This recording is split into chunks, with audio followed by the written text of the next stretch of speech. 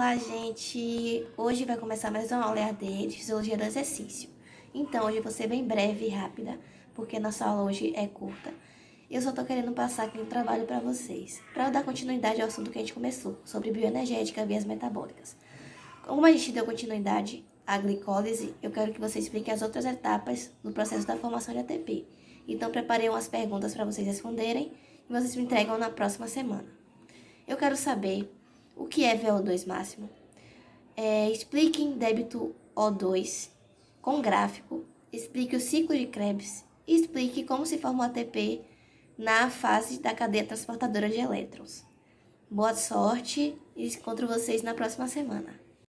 Fala pessoal, tudo bom?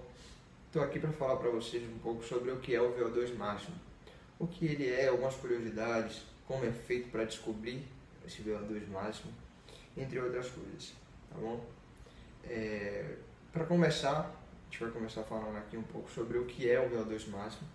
O VO2 máximo ele nada mais é do que a capacidade máxima de oxigênio que o corpo consome durante a atividade física, ou seja, ele está diretamente relacionado ao condicionamento físico da pessoa.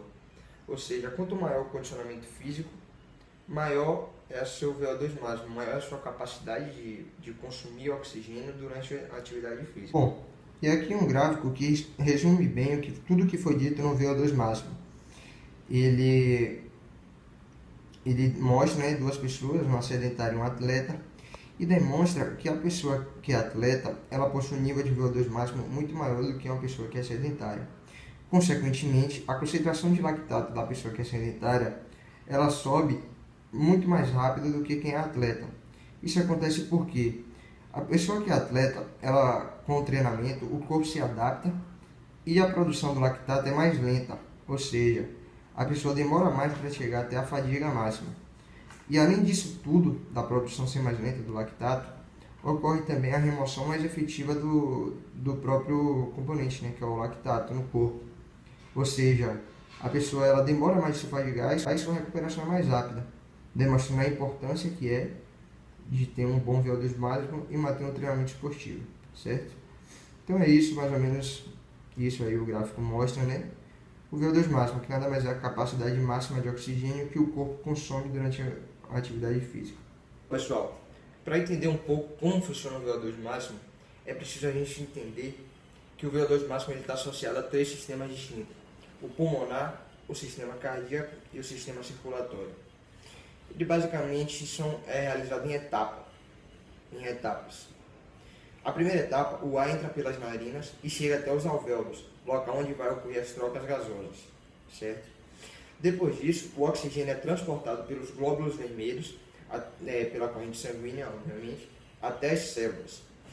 Quando o oxigênio entra na célula, ele depende de uma série de reações mediadas por enzimas para ela ser transformada em energia, que é o que a gente chama de ATP, certo? Portanto, se o atleta tiver algum problema na ventilação pulmonar, alguma alteração na taxa de hemoglobinas, algum problema nas trocas gasosas dos alvéolos, entendeu? Isso tudo vai ser detectado no teste ergospirométrico.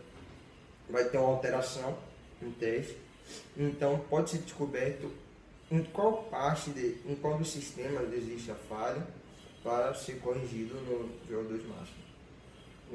No treino para melhorar o VO2 máximo, certo? Agora, como é o teste ergospirométrico? O teste ergospirométrico nada mais é do que ele pode ser realizado na esteira ou na bicicleta e são colocados eletrodos no corpo e uma máscara no nariz. Esse teste, ele é feito na esteira ou na bicicleta, como eu já disse antes, e a sua intensidade vai aumentando progressivamente, até chegar à exaustão do paciente. E aí esse exame ele é feito justamente para isso, para detectar a frequência cardíaca, as trocas gasosas na respiração e a percepção de esforço também no treinamento, esse teste reconhece. Agora, para entender como funciona esse teste. No teste, eles são medidos três fatores. O limiar aeróbico, que é conhecido como L1, o limiar anaeróbico, que é conhecido como L2, e o espaço entre L1 e L2, que aí a gente vai explicar agora para você.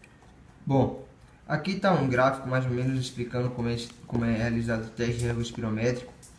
Aqui, como a gente falou, ele descobre o L1, limiar aeróbico, o L2, limiar anaeróbico, e o espaço entre o L1 e L2, certo? O limiar aeróbico, até o L1, o espaço até o L1, o corpo consegue manter o nível de lactato e o equilíbrio do organismo sem a necessidade de compensação. Ou seja, pode-se perceber, né, que com a intensidade do treinamento, um exemplo, ele consegue manter o lactato tranquilamente, consegue praticar o exercício sem apresentar fadiga.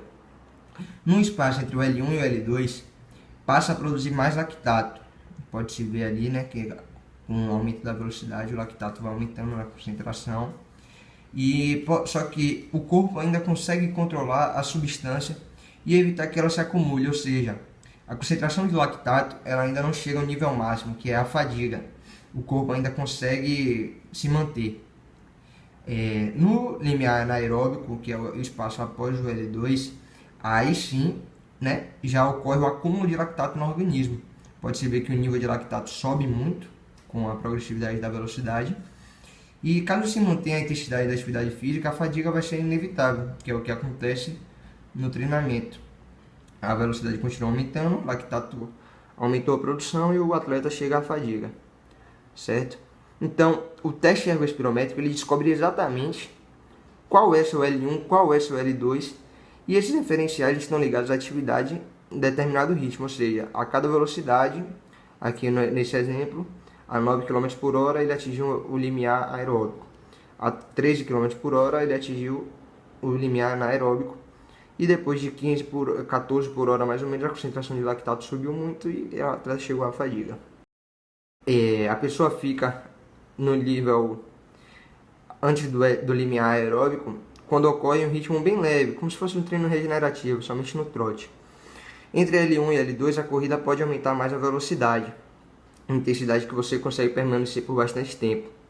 E na velocidade, no limiar anaeróbico, quando a intensidade da corrida aumenta muito, são os conhecidos como tiro, né, que são os piques de intensa velocidade.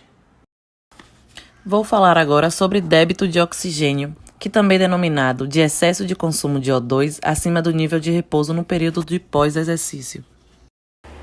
O consumo máximo de oxigênio envolve o engajamento completo do sistema aeróbico, que é o sistema energético predominante utilizado em exercícios com duração maior a 3 minutos. Logo após o término do exercício, a despeito do trabalho dos músculos serem interrompidos, a demanda de oxigênio não diminui de modo imediato e permanece elevada durante um tempo. Esse consumo, que normalmente excede o necessário quando em repouso, recebe o nome de débito de oxigênio ou gasto excessivo pós-exercício, que a sigla em inglês se chama EPOC. Por exemplo, ao iniciar uma atividade de alta intensidade, tipo STEP, a necessidade de ATP aumenta e entramos em déficit de oxigênio, que é aquele momento que elevamos a temperatura do corpo, começamos a suar, ficamos com a respiração ofegante. Então, durante a atividade, o oxigênio começa a acompanhar a necessidade de mais oxigênio.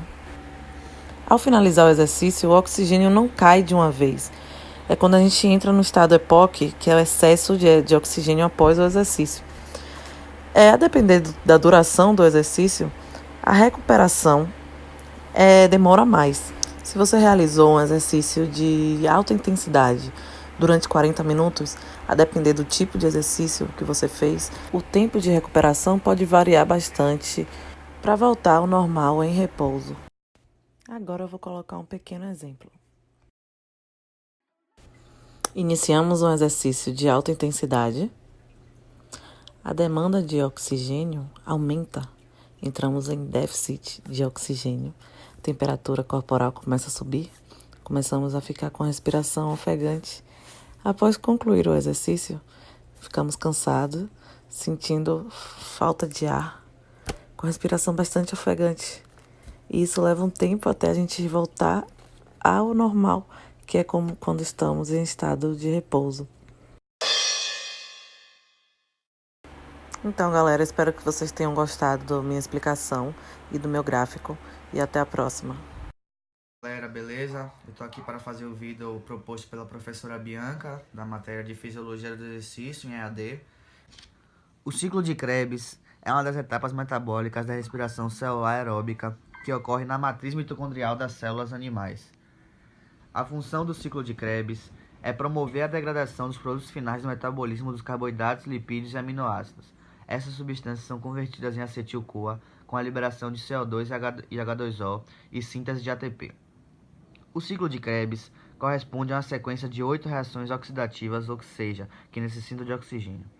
Após as etapas da glicólise, a glicose é transformada em duas moléculas de piruvato. A descarboxilação oxidativa do piruvato e a remoção de um CO2 do piruvato, transformando em acetil, que se liga com a enzima A, CoA, e forma o acetil-CoA. Na primeira etapa do ciclo do ácido cítrico, o acetil-CoA, se liga a uma molécula com 4 carbonos, o oxaloacetato, pela enzima citrato-sintase, liberando o grupo CoA e formando uma molécula com 6 carbonos, chamada citrato. Na segunda etapa, o citrato é convertido em seu isômero, o isocitrato. Na realidade, este é um processo com 2 etapas, que envolve primeiramente a remoção e em seguida a adição de uma molécula de água, a conitase. Na terceira etapa, o isocitrato é oxidado e libera uma molécula de dióxido de carbono, restando uma molécula com 5 carbonos, o alfa-cetogluterato. Durante esta etapa, um NAD+ é reduzido a NADH. A enzima catalisadora dessa etapa, a isocitrato desidrogenase, é importante na regulação da velocidade do ciclo do ácido cítrico. A quarta etapa é semelhante à terceira. Neste caso, o alfa-cetogluterato é oxidado, reduzindo novamente a um NAD e a NADH, e liberando a molécula de dióxido de carbono no processo novamente. A molécula restante, com 4 carbonos, se liga com a enzima A, formando um composto instável, a succinil-CoA. A enzima catalisadora dessa etapa, a alfa-cetogluterato desidrogenase, também é importante na regulação do ciclo do ácido cítrico.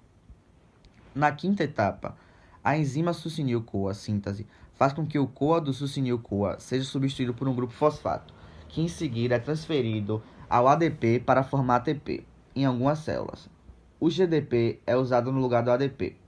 A molécula de 4 carbonos formada nessa etapa é chamada de succinato. Na etapa 6, o succinato é oxidado pela enzima succinato desidrogenase, formando uma molécula com 4 carbonos, chamada fumarato. Nessa reação, 2 átomos de hidrogênios com seus elétrons são transferidos para o FAT, reduzindo-o em FADH2, podendo transferir seus elétrons diretamente para a cadeia transportadora de elétrons. Etapa 7. Na etapa 7, a água é adicionada à molécula de fumarasa, com 4 carbonos, convertendo-a em outra molécula de 4 carbonos, o malato. Na última etapa do ciclo do ácido cítrico, o oxalocetato, o composto de 4 carbonos inicial, é regenerado através da oxidação do malato. Outra molécula de NAD é reduzida para formar o NADH no processo. Do ciclo: 3 NADH, 1 FADH2, 1 ATP ou GTP. Lembrando que, após a quebra de cada glicose na glicólise, são feitas 2 moléculas de piruvato, e o ciclo descrito acima se refere a uma molécula de piruvato. Então, correto a se dizer que a cada molécula de glicose utilizada no ciclo de Krebs temos 6 NADH, 2 FADH2 e 2 ATP ou GTP. Segmento a aula aqui. Vou chegar naquilo que a gente se propôs a estar fazendo aqui, que é a importância do ATP na cadeia transportadora de elétrons. Pronto. O NAD e o FAD, ele pega os elétrons de hidrogênio e faz uma rotação. Essa rotação vai passando por toda a membrana até chegar no resultado que é o O2. Pronto. Chegando aqui até o O2, vocês podem estar observando e diversos hidrogênios aqui. esses hidrogênios, ele quer entrar na membrana, mas só que eles não têm a passagem. Eles não têm por onde passar. E o que possibilita isso é o ATP. O ATP ele entra aqui e começa a fazer um processo de rotação, juntamente com ADP mais fosfato do ATP. Eles geram uma energia, uma rotação que vai dar em H+. Como vocês podem observar, aqui tem um O2, H+, que vai dar H2O.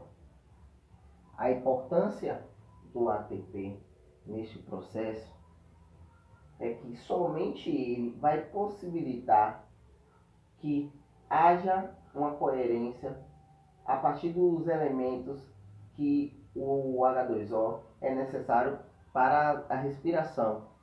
Então, o ATP ele só entra no final de todo esse processo para possibilitar a entrada de hidrogênio dentro da membrana. Espero que vocês tenham entendido um pouco e agradeço pela atenção. Bom dia, meu nome é Rafael. Na aula de hoje vou estar explicando a vocês como que o ATP-CP se faz presente na cadeia transportadora de elétrons. Como vocês podem ver aqui, eu fiz um pequeno desenho, um pequeno gráfico, somente para explicar a vocês. Ele ocorre na membrana mitocondrial interna. Aqui é a membrana mitocondrial. E nesse pontinho aqui é onde ocorre o ciclo de Krebs, onde fica a matriz e a mitocôndria. E, bom, a membrana interna ela é dessa dimensão, desse tamanho, justamente para a maior capacidade de transportar os elétrons e os hidrogênios. E o O2 só entra somente no final de todo esse processo. Parabéns, alunos, gostei muito do trabalho de vocês. Vi que vocês dominaram bastante o assunto. E eu só quero finalizar aqui dizendo que qual o objetivo do ciclo de Krebs? O seu objetivo do ciclo de Krebs é quebrar ligações para liberar energia e formar moléculas altamente energéticas que pode ser tanto ATP, NAD ou FAD. E por que existe o ciclo de Krebs? O ciclo de Krebs nada mais é do que uma maior chance que a gente tem de extrair energia da molécula de glicose. O ciclo de Krebs aumenta essa chance de extração de energia. Por quê? Quando o piruvato ele entra na mitocôndria, ele vira acetilcoenzima A, como todo mundo já sabe, que só tem 2 carbonos. Se eu tenho 2 carbonos, eu só tenho a chance de fazer o quê? Mais uma quebra. Já com o ciclo de Krebs, eu pego um composto de 4 carbonos, que é o ácido oxalacético, quebro 2 vezes e com isso consigo liberar muito mais energia para a produção de ATP.